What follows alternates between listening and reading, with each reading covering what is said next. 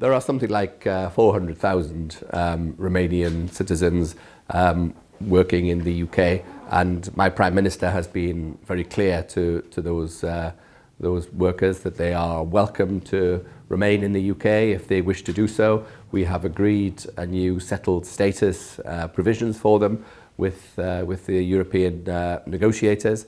They contribute to our society. They are welcome to stay if they wish to do so. We have protected their rights, and we're going to put in place a system for them to apply for the new settled status in the UK as quickly as possible. The property rights of British citizens in Romania after Brexit, will this be settled in a new treaty between Romania and the UK? Yeah, I mean, I recognise that this is an issue. Of course, the property rights in Romania are fundamentally a matter for the Romanian government, but this is something that we will want to discuss with them afterwards, and I know that our ambassador and officials will be taking this matter forward with the Romanian authorities. We have had a referendum. There was a big debate on the issue. People, we had a record turnout. People expressed their view. We are leaving the European Union. We are focused on implementing that decision. There will not be a second referendum, and we are focused all of our efforts on negotiating a future follow-on partnership with the European Union, which is as fruitful and comprehensive as possible. But we're not going to go and ask people for another opinion.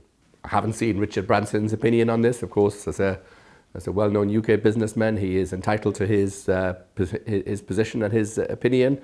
But as far as the British government are concerned, the decision has been made. We are focused on implementing the will of the British people. We are a democracy. That is the decision that has been made, and we're not going to have a second referendum on the subject.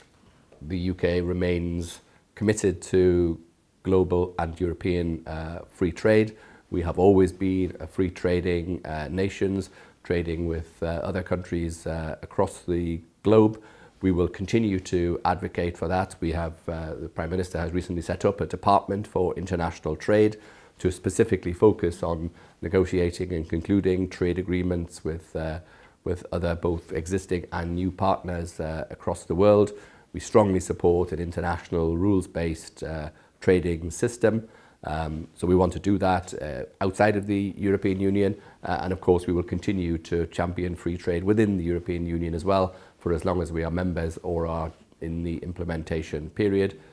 And we want to conclude a free trade agreement with the European Union as part of our comprehensive economic partnership. And the reason we do that is not because of any ideology. It's because that is fundamentally in the interests of all countries and of all societies. Free trade is a beneficial thing, and we need to argue for it and fight for it across the world. The withdrawal bill is going back to the House of Commons. It's important to say that this is not deciding the principle of Brexit. That principle has already been decided. This is about putting in place the correct legal framework within the UK to enable a smooth Brexit. So I'm optimistic that the government's position will prevail in the House of Commons.